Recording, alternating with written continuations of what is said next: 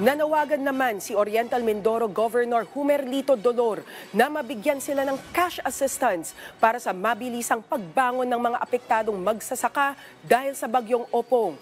Malaki ang pinsala ng bagyo sa sektor ng agrikultura ng probinsya, kaya posibleng ilagay na rin sa ilalim ng state of calamity ang Oriental Mindoro. Yan ang sentro ng balita ni Vel Custodio.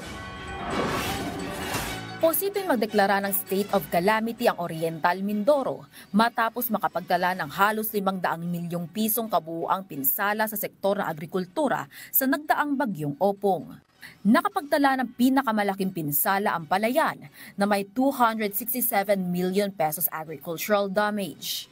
Noong Miyerkules, nagkaroon na po ng initial na discussion ng Department of Agriculture at ang pamahalaang panlalawigan namin para po sa mga agricultural products, mga inputs na ipamimigay sa laki po ng naging damage, lalo na po dapat aanihin na yung mga palay namin at mga prutas. Napakalaki po ng pangangailangan ngayon. So nananawagan po ako sa Department of Agriculture na yun po mga naunang commitment sa amin na pambigay sa aming mga magsasaka ay madagdagan pa.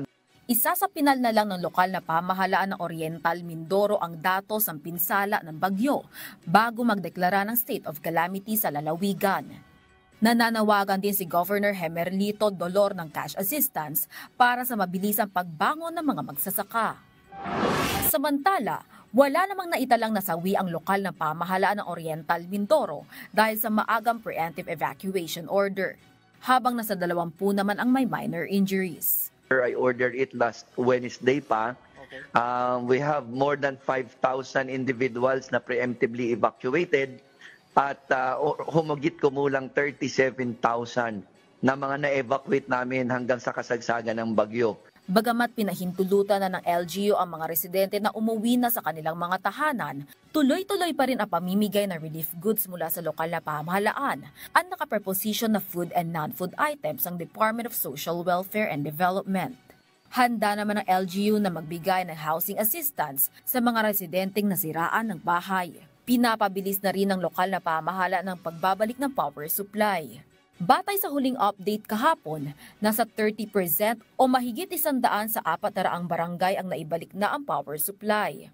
Sinabi rin ni Governor Dolor na passable na ang mga pangunahing lansangan sa Oriental Mindoro.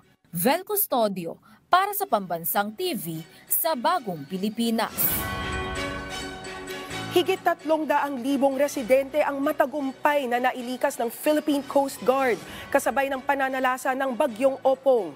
Sa isang panayam kahapon sa programang Ulat Bayan Weekend, sinabi ni Captain Noemi Cayabyab, tagapagsalita ng PCG, na hindi umano sila nahirapan sa pagpapalikas dahil mas mataas na ang safety awareness ng mga coastal communities sa bansa. Samantala, nahanap na rin ng Coast Guard ang 4 na napaulat na nawawala dulot ng bagyong Opong.